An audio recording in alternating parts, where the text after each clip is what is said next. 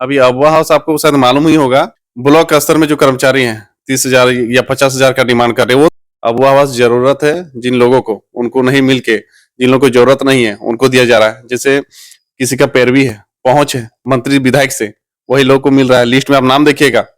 पैसा तो सबसे लेना है, क्योंकि 23 साल से जो भर भर के जो रखा है सब निकालना भी है, ताकि वो समझे कि जिस दिन पब्लिक जागरूक हो गई उस दिन पैसा भी जाएगा, अपना मंत्री पद भी जाएगा, विधायक पद भी जाएगा। हम एक मैकेनिकल इंजीनियर भी है, शायद आपको मालूम नहीं होगा। जिला परिषद चुनाव भी लड़े। मेरा कोई बैकग्राउंड नहीं है राजनीति का। जब हम चुनाव लड़ रहे थे उस समय हमको पंचायत के लोग नहीं जान रहे थे, क्योंकि हम एजुकेशन के पर्पज से हमेशा बाहर रहते थे। जयराम महतो की अगर बात हो, वो सुपर हीरो है हम लोग झारखंड वासियों के लिए।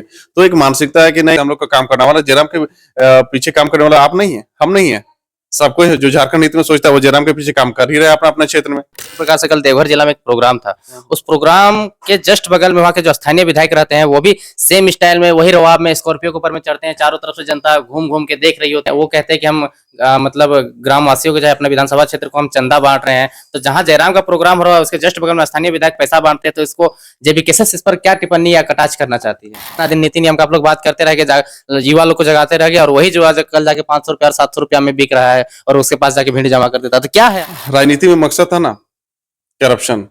हम करप्शन को देखिए कि आए कि नहीं, हमको चुनाव लड़ना है और हम नेगेटिव के खिलाफ, खास करके राजनीति में ऐसे ऐसे लोग आए हैं न पढ़े लिखे हैं। अजय महतो भी जेबीकेएसएस में शुरू से जुड़े हुए हैं, तो क्या इनको महत्वाकांक्षा है कि वो आगे चल के अपने क्षेत्र से विधायक का चुनाव लड़े या फिर कुछ? जय झारखंड, जोहार झारखंड। आज हमारे साथ में जेबीकेएसएस के सक्रिय सदस्य अजय कुमार महतो जी है। अजय कुमार महतो एक जिला परिषद सदस्य है, क्षेत्र संख्या 11 के, और ये चंद्रपुरा प्रखंड के अंतर्गत में आता है। जैसा जेबीकेएसएस कहती है कि हमारे पास में पढ़े लिखे की फौज है, तो ये मैकेनिकल इंजीनियर है। युवाओं की फौज है, तो ये युवा भी है। और क्योंकि इनका पास कोई बैकग्राउंड, राजनीतिक बैकग्राउंड नहीं था, लेकिन भी ये जिला परिषद का चुनाव लड़ते हैं और जीत भी जाते हैं। तो इनसे जुड़ते हैं और बात करते हैं कि चुनाव के लिए समय कम बचा हुआ है और ये लोग का तैयारी किस प्रकार से हो रहा है, और तमाम यहाँ पे जेएमएम का गढ़ माना जाता है। ये डुमरी विधानसभा क्षेत्र से आते हैं और तमाम चीजों पे इनसे मिलकर के बात करेंगे। तो सबसे पहले स्वागत है अजय महतो जी मेरे चैनल पे। बहुत बहुत धन्यवाद और आपको चैनल को कि आज हमको मौका मिला आपके साथ रूबरू होने का और बात करने का। किस प्रकार से आप लोग प्रखंड विस्तार और यहाँ पे जो है कि जिला सबका विस्तार कर रहे हैं, क्योंकि आप प्रभारी भी हैं बोकारो जिला के, तो किस प्रकार से विस्तार का काम चल रहा है? विस्तार अभी हम लोग पंचायत का जो गठन करना था, पंचायत का विस्तार करना था, वो लगभग हर पंचायत में हो चुकी है। अगर कहीं छुट्टी है तो लाइनअप हो चुका है और हम लोग पंचायत लेवल पे विस्तार कर चुके हैं। और कल ही मेरा चंद्रपुरा प्रखंड में युवा का विस्तार हुआ, उसमें चुने गए सदस्य। तो पंचायत प्रखंड हो गई और जिला, इसके बाद जिले का विस्तार होगा। किन किन बातों का आप लोग ध्यान रखते हैं जब चयन करते हैं? तो क्या वो मतलब महिलाओं की भागीदारी किस प्रकार से होती है, अल्पसंख्यक की भागीदारी, किसानों की भागीदारी, या फिर नवयुवक या वृद्ध लोगों की भागीदारी किस प्रकार से होती है? नहीं, अभी तो हम लोग एक्चुअली क्राइटेरिया में बांटे हुए हैं कि किस तरह हम लोग को पंचायत में जाना है। अभी तो नौजुवक और जितने सक्रिय सदस्य हैं जो पहले से जेबीकेएसएस को फॉलो कर रहे हैं या जेबीकेएसएस से जुड़े हैं या जयराम को चाहने वाले हैं, ऐसे लोगों को हम लोग क्राइटेरिया में रखते हैं और निर्देश देते हैं कि वही लोग आए आगे, क्योंकि पहले से वो काम से जुड़े और काम से प्रेरित होकर जयराम के पीछे अपना काम और दायित्व निभा रहे हैं। और जहाँ तक महिलाओं की भागीदारी है, तो महिलाओं का अभी गठन नहीं हो पाया है हमारे क्षेत्र में, और लेकिन हम लोग बातचीत महिलाओं से किए हुए हैं और आने वाले दिन में महिलाओं का गठन भी होगा, पंचायत स्तर से ब्लॉक स्तर तक। तो कितना चैलेंजिंग हो रहा है, क्योंकि यहाँ पे जो वर्तमान विधायिका है वो कहीं ना कहीं जेएमएम दल से आते हैं, आजसू का गढ़ है। ये लोग कई साल का राजनीतिक करियर है, 40-50 साल का राजनीतिक करियर है। जेबीकेएसएस जो है नई नवेली पार्टी है, इनका कुछ बैकग्राउंड नहीं है, इसमें युवा लोग हैं। तो कितना चैलेंजिंग हो पा रहा है गाँव घर जब आप जाते हैं तो? नहीं, बैकग्राउंड की बात करें ना, तो जेबीकेएसएस के पीछे जो बैकग्राउंड है वो पारसनाथ है और झुमरा पहाड़ है, वही हम लोग का बैकग्राउंड है। जहाँ तक टाइगर दा बोलते भी हैं, और वहीं से हम लोग को ताकत भी मिलता है कि नहीं, हम लोग के पीछे जब पारसनाथ और झुमरा है तो फिर हम लोग का बैकग्राउंड बहुत मजबूत है और जनता जान चुकी है। देखिए, ये हमारे खास करके डुमरी जो क्षेत्र पड़ता है, आदमी बोलता है ना, यहाँ हम नहीं नाम लेना चाहते हैं, बहुत कामें हुई, यहाँ सेंट्रल में रहे हैं, यहाँ राज्य के मंत्री रहे हैं, लेकिन यहाँ डुमरी की अगर स्थिति देखी जाए ना, तो दांत होती है ना हाथी के, एक दिखाने की एक चबाने की। हाँ, तो वही है डुमरी का हाल। यहाँ से तो बड़े बड़े नेता उभरे, लेकिन अब यहाँ डुमरी की बात अगर देखें तो ना एक एजुकेशन सिस्टम ठीक है, ना एक अच्छा इंजीनियरिंग कॉलेज है, कई बीएड कॉलेज है, कई इंटर कॉलेज खोल दिए गए हैं। खोल दिए गए हैं, लेकिन दुर्भाग्य की बात देखिए कि यहाँ से शिक्षा मंत्री भी रह चुके हैं, लेकिन मान्यता प्राप्त नहीं मिला अभी। बीएड कॉलेज तो है, लेकिन मान्यता प्राप्त नहीं मिला है। ये दुर्भाग्य की बात है इस क्षेत्र के लिए। तो यहाँ की जनता लेकिन इस बार समझ चुकी है कि बस टाइगर ही हैं, जो जनता के पूरे झारखंड को बचा सकते हैं। तो आने वाले दिनों में और विकट स्थिति यहाँ डुमरी क्षेत्र में होने वाली नहीं है और हम लोग उस विकट स्थिति को मतलब समाधान के लिए यहाँ जनता अपना प्रतिनिधित्व यहाँ कौन लोग करेंगे, आने वाले दिन में सबको मालूम चलेगी और आने वाला दिन डुमरी के भविष्य के लिए बहुत उज्जवल होगा। अ, यहाँ की सरकार कहती है, चाहे यहाँ की जो विधायिका है, चाहे उनके जो पार्टी के लोग हैं, वो लोग कहते हैं कि हम लोग मूलभूत सुविधा दे दिए हैं, अबुआ आवास दे रहे हैं, राशन दे रहे हैं, तमाम तरह-तरह की जो मूलभूत सुविधाएँ हैं, गरीबों के लिए जो होना चाहिए, वो चीज़ों को हम लोग प्रोवाइड करवा रहे हैं। तो फिर आप लोग इनके नीति का समर्थन क्यों नहीं करते हैं? इनके अपोज़िशन में क्यों बात करते रहते हैं? बोलने वाली बातें तो हर कोई बोल देती है। अबुआ आवास तो कोई बड़ा छोटा चीज़ नहीं है। अभी अगवा हाउस आपको शायद मालूम ही होगा कि ब्लॉक स्तर में जो कर्मचारी हैं 30,000 या 50,000 का डिमांड कर रहे हैं, वो तो सोशल मीडिया में भी आया, न्यूज़ में भी आया, तो क्यों करें? कहीं न कहीं सरकार के संरक्षण में वो काम कर रहे हैं। आप सरकार में हैं जी, क्यों ऐसी बातें हो रही है? उसको डायरेक्ट हटाइए। हाँ, निष्कासित कीजिए कर्मचारी को जब ऐसी-ऐसी बातें करें। तो किनको मिल रहा है वो आवास?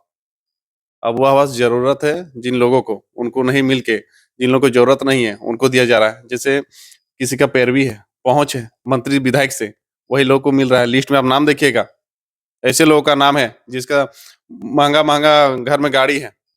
कोई मतलब हर सुविधा घर में उपलब्ध है, उसका अब आवास से नाम दिया गया है, जोड़ा गया है उसको।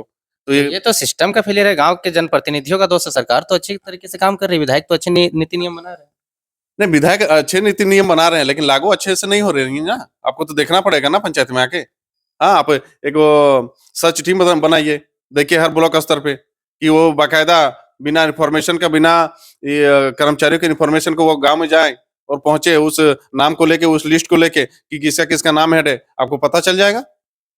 आपको पता चल जाएगा कि किसको ज़रूरत है घर, अब हाउस किसको ज़रूरत है, उसको मिल मिल रहा है या नहीं मिल रहा है। लेकिन कोई गाइडलाइन नहीं है, कोई फॉलो नहीं, क्योंकि सरकार के संरक्षण में चल रहा है ना। सरकारी अगर हम उसकी मानसिकता है कि हमको तो वहाँ से अपना वोट बैंक बनाना है। गरीब को नहीं देख रहा है, वो अपना वोट बैंक देख रहा है। जो मेरा वोट बैंक है हम उसको अब आवास उपलब्ध कराएँगे, उसको देंगे। तो ये मानसिकता है सरकार की।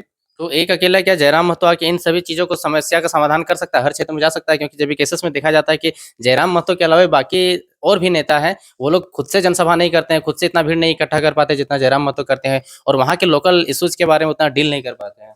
नहीं देखिए, एक्चुअली है ना, जो जयराम महतो की अगर बात हो, वो सुपर हीरो है हम लोग झारखंड वासियों के लिए। तो एक मानसिकता है कि नहीं, जयराम महतो की हम लोग लेके चलना है और जयराम महतो के पीछे से हम लोग को काम करना है। वाला जयराम के पीछे काम करने वाला आप नहीं है, हम नहीं है। सब कोई है जो झारखंड हित में सोचता है वो जयराम के पीछे काम कर ही रहा है अपना-अपना क्षेत्र में। ऐसा नहीं है, जनता भी एक्चुअली वो सुपर हीरो है तो उनको देखना और उनकी बातें सुनना हर झारखंड वासियों को पसंद आता है। इसीलिए जहाँ जयराम का प्रोग्राम होता है वो भीड़ उमड़ पड़ती है। लेकिन उसके पीछे तो हम लोग काम कर ही रहे हैं। और भी जितने प्रतिनिधि बोलिए या जितने जेवीकेएसएस के सदस्य, सक्रिय सदस्य बोलिए, वो सब जेवीकेएसएस के लिए काम कर ही रहे हैं हर क्षेत्र में।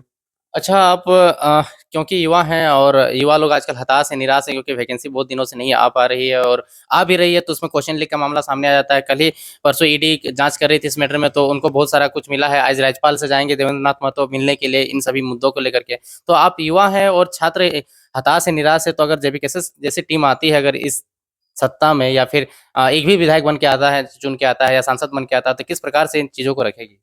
देखिए, सिस्टमिक ढंग से रखेगी। सबसे पहली बात है, जो यहाँ हमारे अधिकार के लिए हम लोग लड़ाई लड़ रहे हैं, झारखंड के हित के लिए। तो जो अ, नियम झारखंड के खिलाफ हो, वो तो कतई बर्दाश्त नहीं की जाएगी और आने वाला दिन में इसका प्रखर विरोध, क्यों ना हम लोग का एक ही विधायक हो या एक ही एमपी हो, वो प्रखर विरोध करके विधानसभा में जाके और ऐसे नीति और नियम लाएगी जो झारखंड हित में हो। इसके लिए हम लोग हर तरह से सिस्टमिक चेन बनाएँगे, जो अपना-अपना काम करेगी और हम लोग एक खास करके एक सर्वे ऐसे टीम बनाएँगे जो हर क्षेत्र में, जैसे मान लीजिए कोयला इंडस्ट्रियल एरिया में कोयला मान लीजिए जा रहे हैं, तो वहाँ उसके लिए एक अलग कमिटी हम लोग बनाएँगे।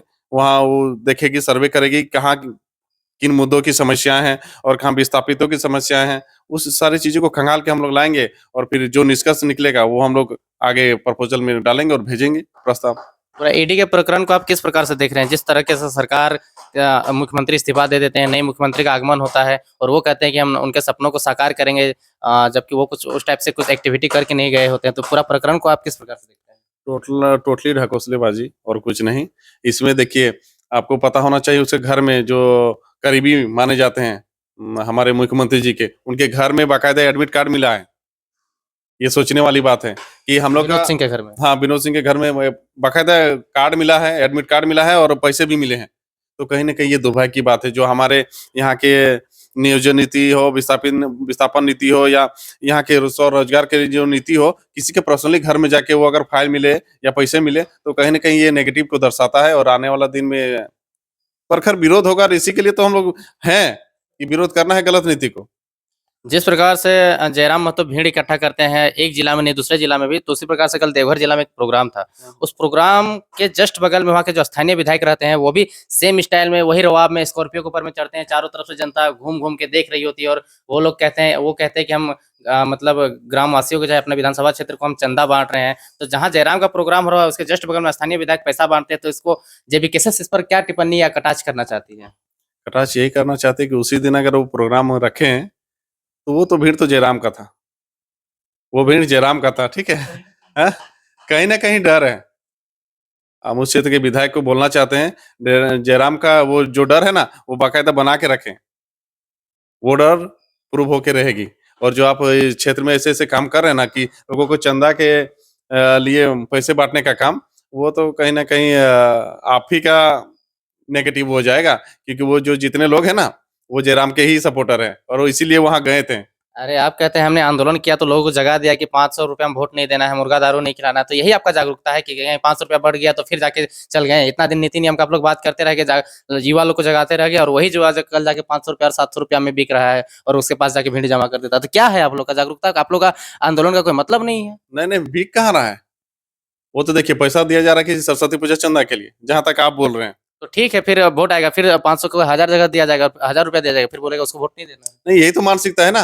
वो तो हम लोग को बोलते भी हैं, पैसा तो सबसे लेना है, क्योंकि 23 साल से जो भर-भर के जो रखा है, सब निकालना भी है। पैसा तो सबसे लेना है हाँ। और लेकिन वोट तो देना है जेबीकेएसएस को, जयराम महतो को वोट देना है।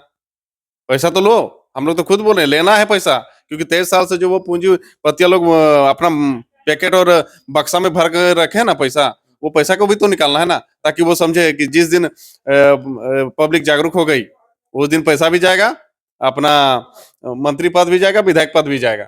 तो ये मानसिकता है लोगों में कि ठीक है, हम लोग इस बार इतने सरकार के विरोध में लोग हैं कि इतने विकट स्थिति में है पब्लिक कि वो जानते हैं कि इस बार हम लोग छोड़ेंगे नहीं। 23 साल से जो लूटा है ना, इस बार हम लोग विधायक को लूटेंगे या एमपी को लूटेंगे या जो हो प्रतिनिधि, ऐसे प्रतिनिधि जो झारखंड हित में काम नहीं किए हैं, उसको लूटना भी है और हटाना भी है।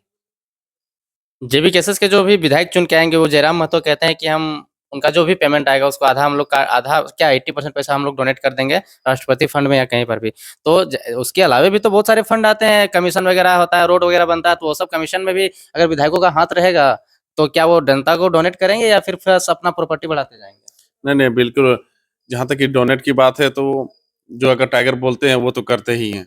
वो बिल्कुल करेंगे और जहाँ कमीशन की बात होती है, कमीशन किसमें है, नहीं है, ये तो हमको आइडिया नहीं है कि हम लोग को कमीशन आज तक जानते ही नहीं कि किसी में कमीशन होता है या नहीं होता है। तो ये जिस तरह आने वाले दिनों में हम लोग आएँगे, प्रखर होके अपनी बातों को रखेंगे, उस तरह से इम्प्लीमेंट किया जाएगा कि क्या हम लोग का दिशा निर्देश रहेगा और क्या हम लोग सरकार के लिए करेंगे, पब्लिक के लिए क्या करना है, उसके लिए क्या आएगा, मोनोपोली आएगा और हम लोग करेंगे। कोई भी सदस्य किसी भी पार्टी में जुड़ता है तो उसका कुछ आकांक्षा होता है, कुछ महत्वाकांक्षा होता है कि हमको ये पद मिले, हमको ये पद मिले। तो अजय महतो भी जेबी केसेस में शुरू से जुड़े हुए हैं, तो क्या इनको महत्वाकांक्षा है कि वो आगे चल के अपने क्षेत्र से विधायक का चुनाव लड़े या फिर कुछ? नहीं, महत्वाकांक्षा बोले तो जो पार्टी निर्देश देगी। हम अभी एक जिला परिषद है प्रेजेंट में। महत्वाकांक्षा हम बस यही रखें कि जयराम जेबीकेएसएस, बस हम लोग को जेबीकेएसएस आगे बढ़े और निरंतर झारखंड हित में काम अपना करें। तो आकांक्षाएँ वो हम लोग के जो कोर कमेटी है या केंद्रीय कमेटी है, वो सब निर्णय लेती है। वो कमेटी पर निर्भर करता है कि क्या होगा आने वाले दिन में, कौन लोकसभा हो या विधानसभा हो, कौन कैंडिडेट होंगे, कहाँ से कौन लड़े जाएँगे, वो सब हम लोग का टीम करती है, केंद्रीय कमेटी। बाकी देखा जाता है कि राजनीति में बहुत सारे जेबी केसस में बहुत सारे लोग का राजनीतिक बैकग्राउंड नहीं है, आप क्योंकि एक जिला परिषद है, आपका राजनीतिक बैकग्राउंड रहा है, तो किस प्रकार से लोगों को आप मोटिवेट करेंगे और जेबी केसस में मतलब इन्फ्लुएंस करेंगे कि इसमें आए और इसको विस्तार करें? देखिए, हम एक मैकेनिकल इंजीनियर भी हैं, शायद आपको मालूम नहीं होगा, ठीक है? मेरा आने का राजनीति में मकसद था ना, करप्शन। हम करप्शन को देख ही के आए कि नहीं हमको चुनाव लड़ना है, जब पंचायत चुनाव हो रही थी तो।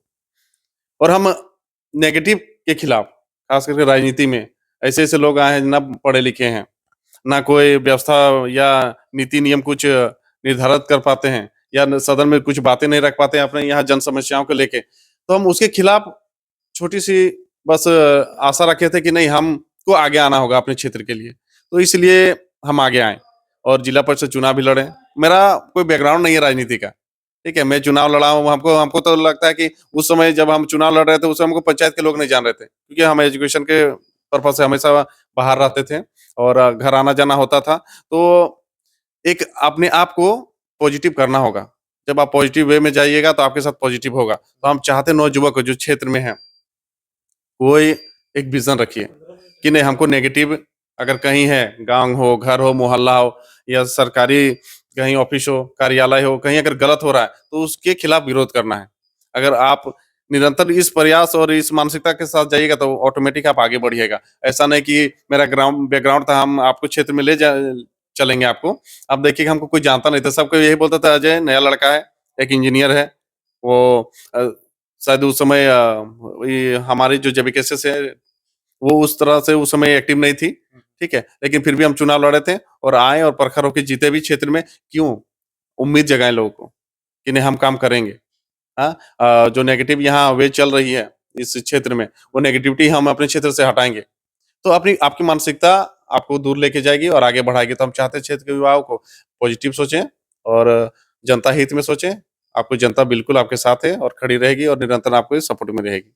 तो ये थे हमारे साथ में अजय कुमार महतो, जो कि जैसा जेबी केसस कहती है कि हमारे पास में पढ़े लिखे की फौज है, तो ये मैकेनिकल इंजीनियर है, युवाओं की फौज है, तो ये युवा भी हैं। और क्योंकि इनका कोई बैकग्राउंड राजनीतिक बैकग्राउंड नहीं था, लेकिन वे जिला परिषद का चुनाव लड़ते हैं और जीत भी जाते हैं और आगे प्रखंड विस्तार और जिला विस्तार को लेकर के हमेशा काम कर रहे हैं। और लोकसभा चुनाव होना, विधानसभा चुनाव होना है, इनका भी क्या क्या योगदान रहेगा और लोकसभा चुनाव को लेकर के क्या क्या तैयारियां की है, ये इनसे सारी चीजें का बात हुआ। और समय देने के लिए बहुत बहुत धन्यवाद। धन्यवाद, धन्यवाद। आपको भी धन्यवाद।